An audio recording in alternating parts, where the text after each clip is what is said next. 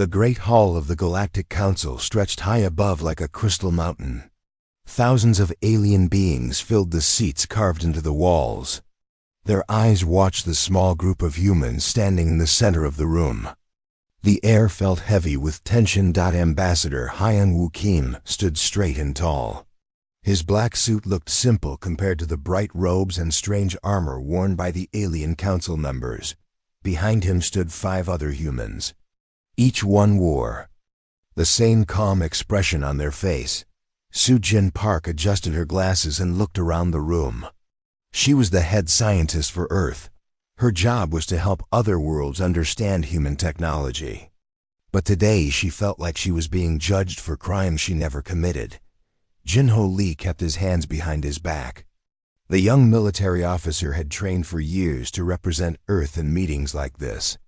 He never thought he would be standing trial. High above them all sat Prime Veltar of the Aetherian Empire.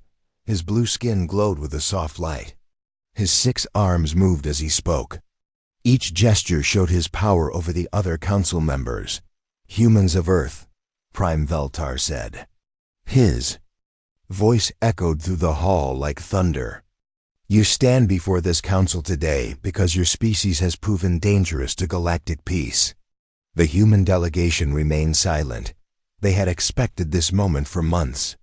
Reports from other worlds had painted humanity as violent and unpredictable. Every human achievement was twisted into something threatening. "Your species has a history of warfare that spans thousands of years," continued Prime Veltar. "You fight among yourselves constantly. You create weapons of mass destruction.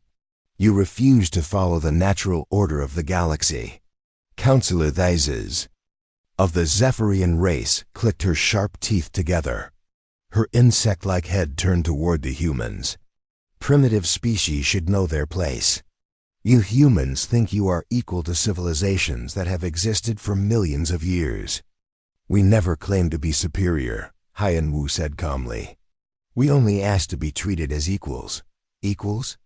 Prime Veltar laughed. The sound was like metal scraping against stone. "Your species has existed for less than a cosmic heartbeat. You have no right to demand equality with your betters."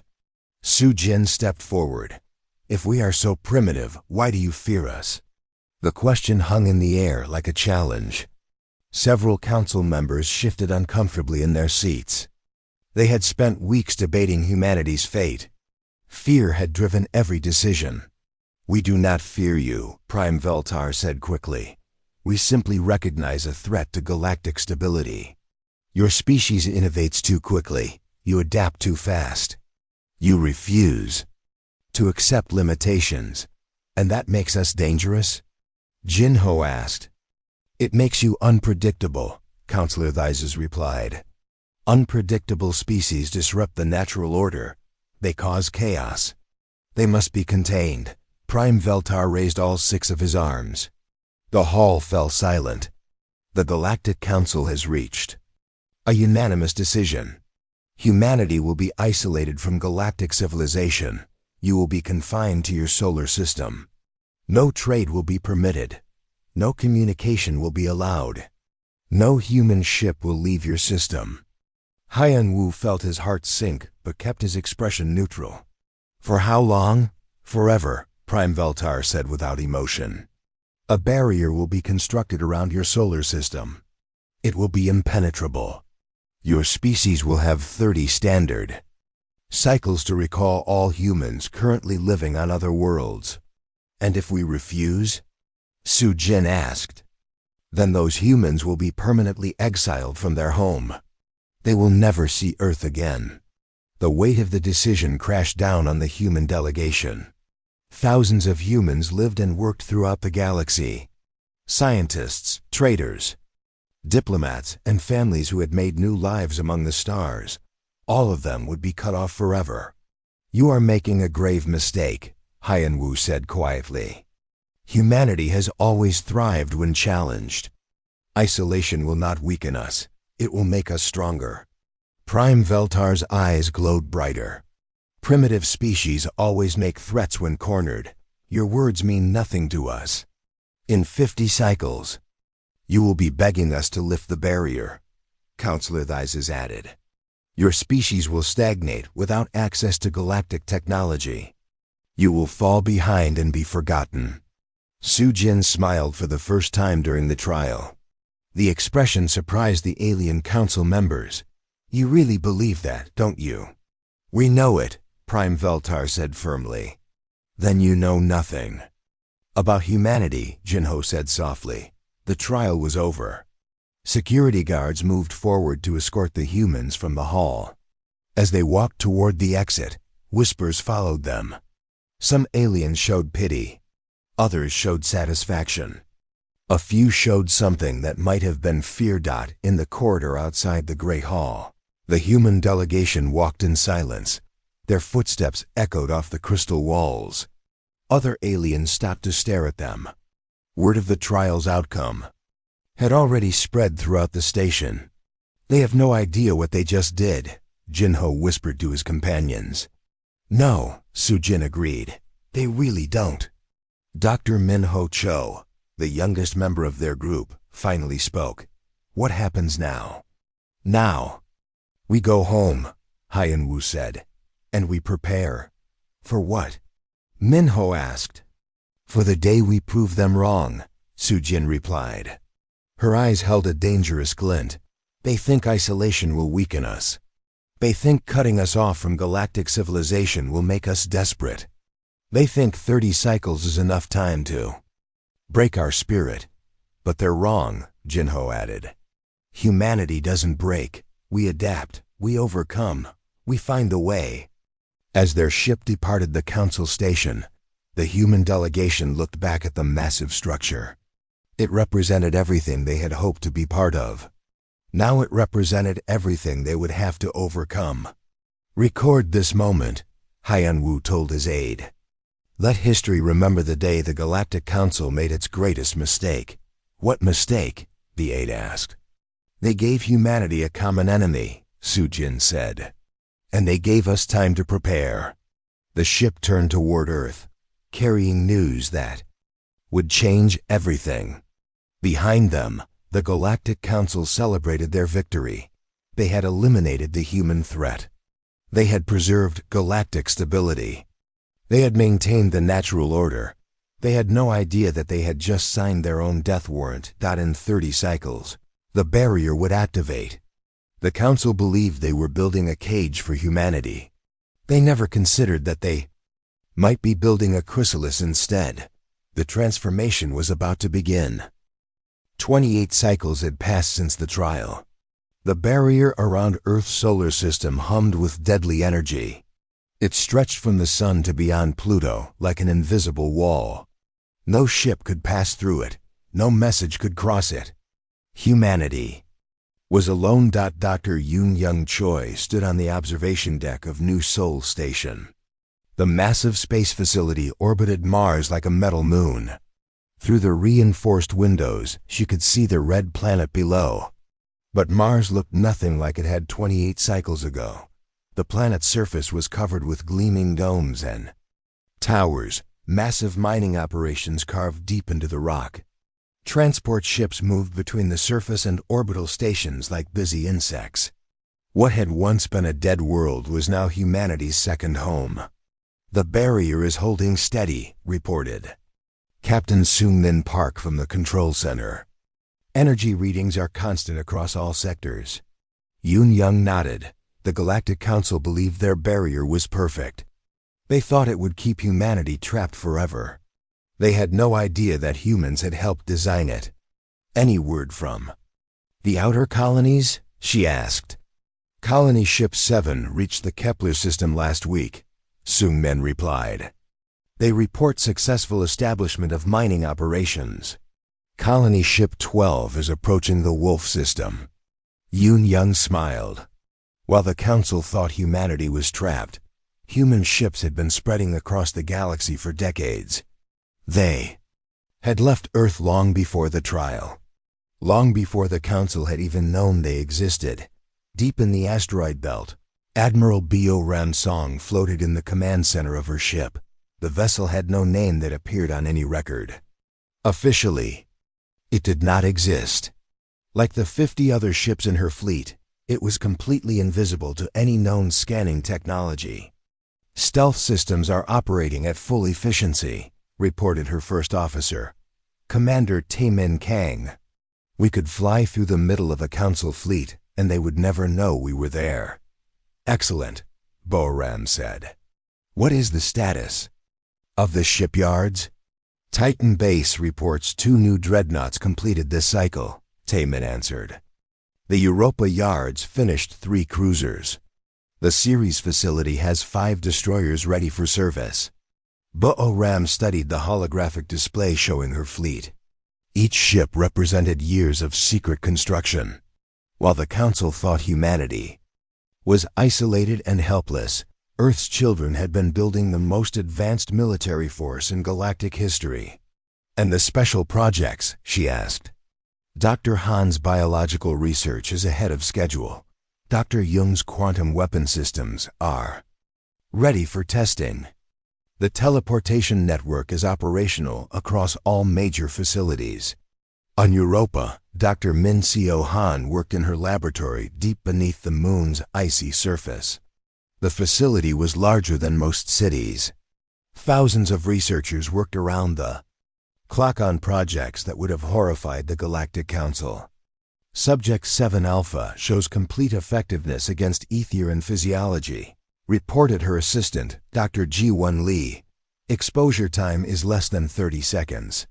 Recovery time is approximately 6 hours. And the Zephyrian variant? Min-Seo asked. Even more effective.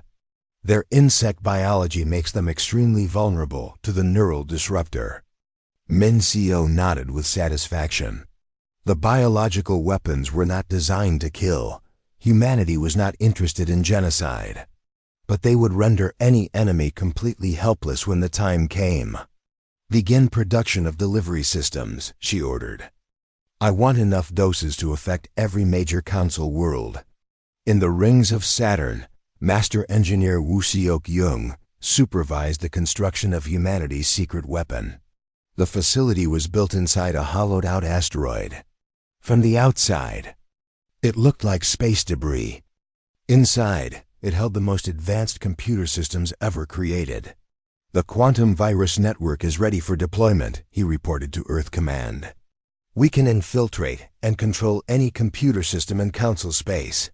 Their ships, their defense, grids, their communication networks. All of it will belong to us when we activate the system. How long until full deployment? Asked the voice from Earth. 72 hours, Woo-Seok replied. Our agents are already in position on every major council world. They just need the activation signal. On Earth itself, President So-Young Lim stood in the Situation Room deep beneath Seoul.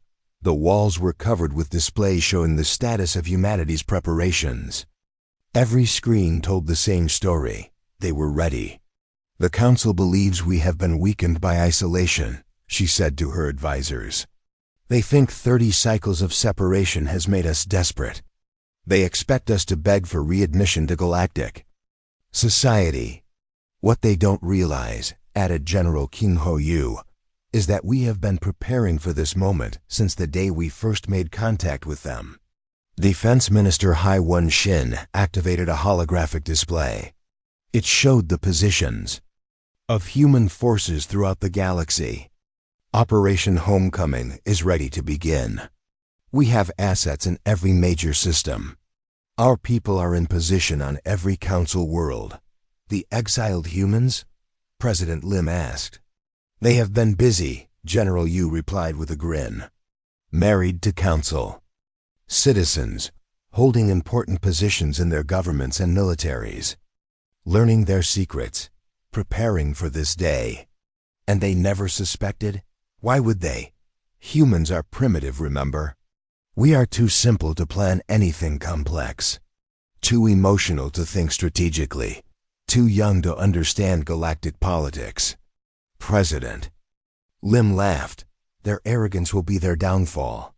On the edge of the solar system, the barrier continued to hum with energy. The Galactic Council monitoring stations reported no change. No attempt to break through.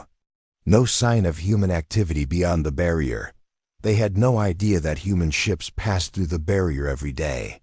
The gaps in its structure were invisible to Council sensors, but they were there, carefully placed by human engineers who had helped design the prison that was supposed to contain them. Phase 1 is complete. Admiral Boa Ram announced to her fleet commanders. All ships report ready. All systems are operational. The Council wanted to isolate us from the galaxy. Instead, they have isolated themselves from us. When do we begin?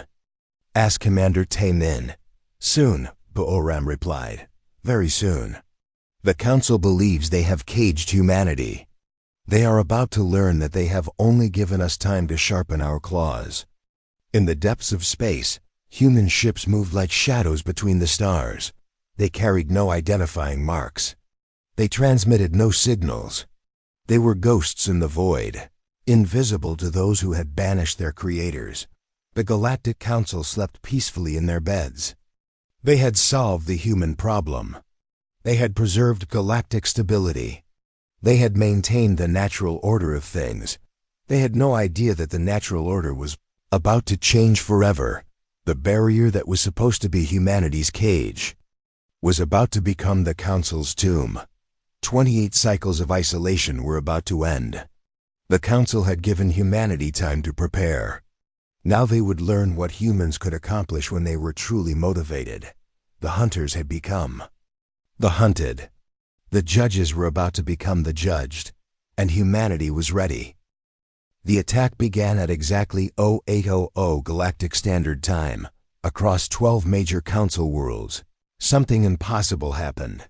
Every communication system simply stopped working. Not broken. Not damaged. Just silent. Captain Dong Hyan Park sat in his command chair aboard the ship that did not exist. Hidden deep in an asteroid field near the Vega system, his vessel looked like nothing more than floating space rock. Inside, it held the most advanced cyber warfare equipment humanity had ever built. Ghost Protocol is active, reported his systems officer, Lieutenant Eugene Kim. We have complete control of their information networks. Every Council world is blind and deaf. Excellent, Dong Hyan said calmly. Begin Phase 2. On the screens around him, he could see the chaos spreading through Council space. Military. Commanders tried to contact their fleets but heard only silence. Government leaders attempted to reach other worlds but found no response. The vast communication network that held the Galactic Council together had become humanity's weapon. Sir, Eugene reported, we are receiving confirmation signals from all infiltration teams. They are in position and ready. Good, give them the go signal. Across the galaxy, humans who had lived quiet lives for decades suddenly became something else entirely. Shop owners revealed hidden weapons.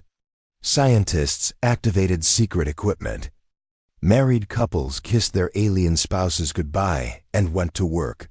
On the Aetherian homeworld, Commander Jae-hee Moon materialized inside the Planetary Defense Headquarters. The teleportation technology made no sound and left no trace.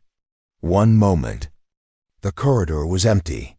The next moment, she stood there in full combat armor. Her squad appeared around her like ghosts. 12 of humanity's finest soldiers, enhanced with technology the Council could not imagine. Their armor made them nearly invisible. Their weapons could pierce any known defense. Their training made them unstoppable. Primary target is the command center, Ji-hee whispered into her unit. Remember, no casualties. We are liberators, not murderers. The team moved through the facility like shadows. Aetherian guards fell unconscious from stun weapons before. They even knew they were under attack. Security cameras showed empty corridors while the humans walked past them unseen. Control, this is Phantom Team, Jae-hee reported. Defense grid is secured, beginning Phase 3. High above the planet, the mighty Aetherian fleet hung in space like sleeping giants. 500 warships, each one capable of destroying a moon. Together, they were the most powerful military force in Council space. Admiral Kekthul stood on the bridge of his flagship when the first reports arrived. Or rather, when the reports failed to arrive. His communication officers worked frantically. At their stations, "Sir, we cannot reach Planetary Command," reported his first officer. "All channels are dead. Impossible," Kekthul growled. "Switch to emergency frequencies. We have tried everything, sir. It is as if our entire communication network has been turned off." Then the real horror began. Admiral Kekthul watched in disbelief as his ship's own systems began shutting down. Weapons went offline. Shields flickered and died. Engines stopped responding to commands. "What is happening?" he demanded. "Unknown, sir. Our computers are not responding." It is as if something else is controlling them. On Earth's moon, Chief Engineer Woo-seok-young smiled as he watched his screens. Years of preparation had led to this moment. The quantum viruses he had created were spreading through every Council computer system like wildfire. "Their ships are flying blind," he reported to Earth Command. "Weapons offline. Shields down. Engines locked. They cannot fight back because they no longer control their own vessels." "Any resistance?" asked the voice from Earth Command. "None. They are completely helpless. Even their personal communicators have been compromised. They cannot coordinate any kind of response." Across the 12 target worlds, the pattern repeated itself. Council fleets found themselves powerless. Ground forces discovered their equipment would not function. Government buildings became prisons for their own leaders. But the humans did not destroy anything. They did not kill anyone. They simply took control. Admiral Bo-ram's song materialized on the bridge of Admiral Kekthul's flagship. The Etherian commander stared at her in shock.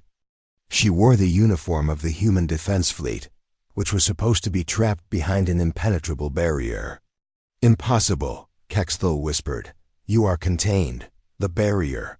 "Hello, Admiral," Bo-ram said politely. "I am Admiral Bo-ram, Song of the Human Defense Fleet. I am here to accept your surrender." "Surrender? You are one person on a ship with 3,000 crew members." Bo-ram smiled. "Look around you, Admiral. Your weapons do not work. Your shields are down. Your engines are dead. Your communication systems belong to us. What exactly do you plan to fight with?" As if to prove her point, the ship's lights flickered and changed color. The artificial gravity briefly reversed, lifting everyone off their feet before returning to normal. The ship's computer began playing human music over the intercom system. "This is impossible," Kekthul said. "No one can hack Etherian military systems. They are completely secure." "They were secure against Etherian technology," Bo-ram agreed. "But humans think differently than you do. We see weaknesses where you see strength. We find ways around problems that you consider impossible to solve." "The barrier," Kekthul said desperately. "You are trapped behind the barrier." "We're trapped," Bo-ram corrected him. "You never bothered to scan the barrier after it was activated. If you had, you might have noticed the carefully hidden gaps we built into your own technology." The truth hit Kekthul like a physical blow. You helped design the barrier." "Of course we did. You asked us to provide technical specifications for containing humanity. We were happy to help. We just forgot to mention a few important details. On every Council world, similar conversations were taking place. Council leaders found themselves face to face with humans who should not exist. Military commanders discovered that their forces were completely under human control. "This is Admiral Bo-ram's Song of the Human Defense Fleet," came the broadcast on all frequencies. "To all Council military forces, your weapons are offline. Your ships are under our control. Your communication systems belong to us. Resistance is impossible. We have not come to conquer you. We have not come to destroy you. We have come to free you from the corrupt system that has controlled your lives for too long. Surrender now, and no harm will come to your people. Continue to resist, and you will only delay the inevitable. The choice is yours. On the Zephyrian homeworld, Counselor Thyses watched in horror as human soldiers secured her government buildings. These were the same primitive beings she had mocked during the trial, the same simple creatures she had dismissed as harmless. "How?" she asked the human commander who had taken her into custody. "How did you plan all this?" "We started planning the moment we received your first communication," the commander replied. "Any species that immediately tries to judge and control a newly discovered civilization reveals their own weakness. You showed us that you were afraid of change, afraid of anything you could not control, but the barrier was our gift. 30 cycles of preparation time, 30 cycles to build our forces without interference, 30 cycles to position our people throughout your territory. We could not have asked for a better opportunity." Across the galaxy, the first phase of humanity's plan was complete. 12 council worlds were under human control. Not conquered, not destroyed. Simply managed by people who understood that strength came from cooperation, not domination. Galactic Council had tried to cage humanity. Instead, they had given their executioners time to prepare.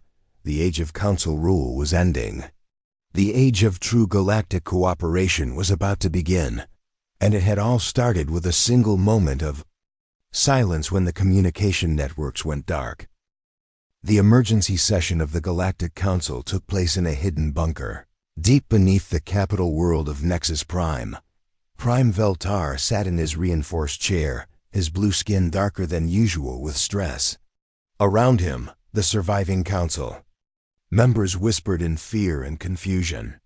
17 worlds have fallen, reported Intelligence Chief Merthix, his hands shaking as he read the reports.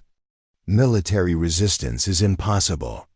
The humans control every computer system, every weapon, every communication device. How? Demanded Counselor Roth of the Crystalline Union. They were contained. The barrier was impenetrable. The barrier still stands, Merthix replied. Our monitoring stations show no breach. No ships have crossed it. Yet somehow, humans are everywhere. Prime Veltar slammed one of his 6 fists on the table. This makes no sense. We had intelligence reports on every human in council space. Scientists, traders, diplomats, simple people living simple lives. Perhaps, said a calm voice from the shadows, your intelligence was not as good as you thought. Every alien in the room turned toward the sound. A human woman stepped into the light. She wore the simple clothes of a research scientist, but her eyes held the confidence of someone who had already won. Dr. Hai-Wan Shin, Prime Veltar breathed. But you were exiled. You left council space decades ago, did I? Hai-Wan asked with a smile. Or did I simply become someone else? She pressed a small device on her wrist. The air around her shimmered, and suddenly she looked completely different. Taller, blue-skinned, 6-armed. She looked exactly like an Aetherian. For the past 20 cycles, I have been Dr. Velketh of the Aetherian Science Council, she said, changing back to her human form. I had dinner with you last month, Prime Veltar. You complimented my research on quantum biology. The Prime's face went pale. Impossible. Our security scans ... cannot detect human technology because we designed your security scans, Hai-Wan interrupted. We gave you the plans. We sold you the equipment. We even trained your technicians how to use them. More humans materialized around the room. General Kyung-Ho Yu appeared next to the main door. Dr. Jun-Seo Kim stepped out from behind a pillar. Captain Mi-Young-Han rose from what had appeared to be an empty chair. Holographic projection combined with telepathic suggestion, Hai-Wan explained casually. We learned that trick from the Mentari, lovely people. Much more cooperative than you have been. The Mentari have been extinct for 1,000 years. Counselor Thises clicked. Have they? General Yu asked. Or did they simply decide to live quietly after the council declared them too dangerous to exist? He activated his own device, the room filled with ghostly blue figures. Beings that looked like living energy, ancient and wise. The legendary Mentari stood among the humans like old friends. The Mentari have been humanity's teachers and allies for decades, High One continued. They taught us how to hide from your sensors, how to appear as any species we choose, how to move undetected through your territory. Prime Veltar's voice was barely a whisper. How long? How long have you been planning this? Since the moment you first contacted Earth, High One replied. Any species that immediately tries to categorize and control a newly discovered civilization has already revealed their greatest weakness. You showed us that you were afraid of change, afraid of progress, afraid of anything you could not dominate. She activated a holographic display that filled the room. It showed the true scope of humanity's expansion, ships in every sector, colonies on thousands of worlds, people living among every known species. While you believed us to be primitive and contained, we were studying you, she continued, learning your languages, understanding your cultures, discovering your weaknesses. Every human you exiled became a spy. Every human you ignored became an agent.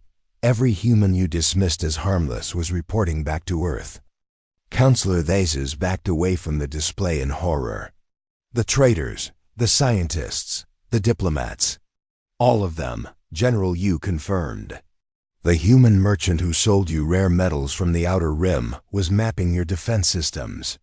The human doctor who treated your children was analyzing your biology. The human engineer who repaired your ships was installing backdoors in their computer systems. But why? Prime Veltar asked desperately. What do you want from us? We want you to step down, High One said simply. The Galactic Council has ruled through fear and oppression for too long. You have crushed dozens of species who showed promise. You have prevented technological advancement. You have stifled the natural growth of galactic civilization. We brought order to the galaxy, Prime Veltar protested. You brought stagnation, Captain Han corrected. Do you know how many species have developed faster than light travel in the past 1,000 years? When no one answered, she continued. None, zero, because every time a species approaches that level of technology, you either absorb them into your council or destroy them as a threat. The galaxy should have dozens of spacefaring civilizations by now, Dr. Kim added. Instead, you have created a system where only council members are allowed to advance. And now it ends, High One announced. The doors to the bunkers slid open. More humans entered, escorting the surviving council members' families, not as prisoners, but as honored guests. Children played with human soldiers. Spouses chatted with human diplomats.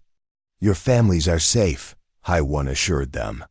Your people are unharmed. Your worlds continue to function normally. The only thing that has changed is who makes the decisions. You will find, General Yu said, that humans make very reasonable rulers. We believe in cooperation rather than domination. We encourage innovation rather than stifling it. We judge species by their actions, not their age or power. Prime Veltar looked around the room at the faces of his fellow council members. Fear had been replaced by something else. Understanding. Perhaps even relief. What happens to us? He asked quietly. You will be treated with the same respect you showed other species, High One replied. Which is to say, you will be given a choice. Accept the new galactic order and help us build a better future, or be peacefully retired to worlds where you can live out your lives in comfort. And if we choose to fight, with what? Captain Han asked reasonably. Your fleets are under our control. Your weapon systems obey our commands. Your own security forces are protecting our people because their orders now come from us." She gestured to the holographic display. This operation involved 3 million human agents working across 10,000 worlds over 30 years. Every communication you sent was read by us. Every plan you made was known to us. Every move you made was anticipated by us. We did not conquer you through violence, General Yu explained. We simply replaced you so smoothly that you never noticed it happening. Prime Veltar sagged in his chair. When did we lose control? You never had control, High One said gently. You only thought you did. True control comes from cooperation and trust, not fear and force. The moment you chose to rule through intimidation, you guaranteed your own downfall. Someone will always be stronger. Someone will always be smarter. Someone will always find a way around your defenses. In this case, that someone was humanity. She moved toward the exit, her companions following. The new Galactic Assembly will convene in one standard month. Every species will have an equal voice. Every world will choose its own representatives. Every civilization will be free to grow and develop as they see fit. Welcome to the future, she said as she reached the door. Try not to be afraid of it this time. The council members sat in silence as the humans departed. Outside, they could hear the sounds of celebration. Not conquest, not destruction, liberation. For the first time in 1,000 years, the galaxy was free to choose its own path, and that path would be guided by beings who understood that strength came from lifting others up, not holding them down. 6 months had passed since the fall of the Galactic Council. The Great Assembly Hall on Unity Station buzzed with voices speaking hundreds of different languages. Species that had never been allowed to meet now sat side by side. Young civilizations shared tables with ancient empires. The future was being written by everyone, not just the powerful few. President So Young Lim stood at the central podium, looking out at the most diverse gathering in galactic history. 300 species were represented. Some had been council members, others had been subjects. Many had lived in hiding, afraid to reveal themselves to the old regime. 6 months ago, this gathering would have been impossible, she began. Her words were translated instantly into every known language. The old council believed that controlling information and limiting contact between species would maintain stability. They were wrong. In the front row, former Prime Veltar listened carefully. He wore simple clothes now, not the elaborate robes of his former office. Beside him sat his daughter, who had married a human engineer 3 years earlier. The marriage had been secret then. Now it was celebrated as a symbol of the new galaxy. Change is not the enemy of peace, President Lim continued. Fear of change is, when we try to stop progress, we only delay the inevitable. When we try to control others, we reveal our own weakness. Ambassador Hyen Woo Kim watched from the diplomatic section. The same man who had faced the council's judgment now served as humanity's representative to the new assembly. But his role was different now. He was not a leader giving orders.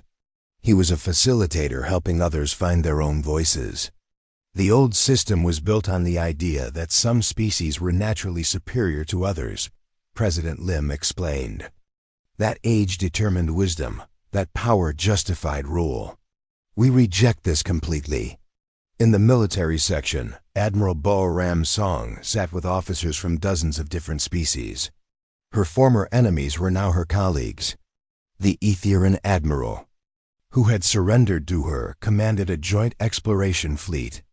The Zephyrian General, who had called humans primitive, now worked with human engineers to design new defense systems. Under the Galactic Charter, every species has the right to develop according to their own nature, President Lim announced. No one will be held back because they are young. No one will be silenced because they are small. No one will be punished because they think differently. Dr. Sujin Park raised her hand from the science section. What about species that pose genuine threats? What about those who might use freedom to harm others? It was a fair question. Not every species was peaceful. Not every civilization could be trusted with advanced technology. The old council had used this fear to justify their control. We will deal with real threats when they appear, President Lim replied. But we will not punish entire species for what they might do. We will judge actions, not potential. We will respond to problems, not create them by being afraid. From the back of the hall, a small voice spoke up. It came from Ambassador Kixel of the Tiny Folk, a species so small that special platforms had been built for them to participate. What if we make mistakes? What if this new freedom leads to chaos? President Lim smiled. Then we will fix our mistakes together. The old council pretended they could prevent all problems by controlling everything. But problems still happened. Wars still occurred. Species still suffered. The only difference was that the council decided who suffered and who prospered. In the new system, we will make mistakes, but we will make them together, and we will solve them together. That is how civilizations truly grow. Former Councillor Thises clicked her approval. The Zephyrian had adapted to the new order faster than anyone expected. Her species' hive mind made them excellent coordinators. Now they helped manage the complex logistics of the new assembly. The council believed that diversity was dangerous, Thises said. But we have learned that diversity is strength. Each species sees problems from a different angle. Each civilization offers unique solutions. Together, we are far more capable than any single group could ever be. In the exploration section, Captain Donghyun Park shared data from the latest deep space missions. Ships crewed by multiple species were pushing into regions that had been forbidden under the old regime. They had discovered 17 new civilizations in just 6 months. All of them had been invited to join the assembly as equals. The old council kept the galaxy small, Captain Park reported. They discouraged exploration beyond their territory. They wanted to maintain control by limiting what we could discover, but the universe is vast. There are thousands of species out there waiting to be met. And now we can meet them as friends, not conquerors, added Dr. Min Seo Han from the medical section. We can share knowledge instead of demanding submission. We can learn from each other instead of forcing others to learn from us. President Lim activated a holographic display showing the current state of the galaxy. Green dots marked worlds under the new charter. Blue dots showed exploration missions. Yellow dots indicated new species making contact. In 6 months, we have accomplished more than the old council did in decades, she announced. 23 new trade routes have been established. 47 technological breakthroughs have been shared freely among all species. Medical advances from 12 different civilizations have saved millions of lives. But most importantly, fear is being replaced by hope. Young species no longer hide their achievements, afraid of being suppressed. Old civilizations no longer hoard their knowledge, afraid of being overthrown. Everyone contributes because everyone benefits. Dr. Yoon Young Choi stood to address the assembly. The Mars colonies have completed their terraforming project. The techniques we developed are now being shared with any species that needs them. 40 worlds have begun similar projects. In 50 years, the galaxy will have hundreds of new garden worlds. This is what cooperation achieves, she continued. Not just survival, but growth. Not just peace, but prosperity. Not just order, but progress. The assembly erupted in applause. Hundreds of different species expressing approval in hundreds of different ways. It was chaos. It was beautiful. It was the sound of freedom. Former Prime Veltar stood slowly. The hall quieted as the old leader prepared to speak. Everyone wondered what he would say. Some expected bitterness. Others feared an attempt to reclaim power. I have lived for 800 years, he said. Quietly, for 700 of those years, I believed that control was strength, that maintaining order required forcing others to submit. I was wrong. He looked around the hall at species that had once feared him. In 6 months, I have seen more genuine progress than in all my centuries of rule.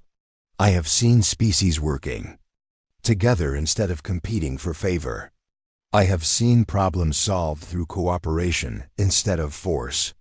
The humans did not conquer us, he continued. They freed us. They freed us from our own fear. They freed us from the belief that power must come at someone else's expense. They showed us that true strength comes from lifting others up. I asked forgiveness for the years of stagnation my leadership caused, and I pledge to spend whatever time I have left helping to build the future I was too afraid to imagine. The hall fell silent, then slowly, applause began.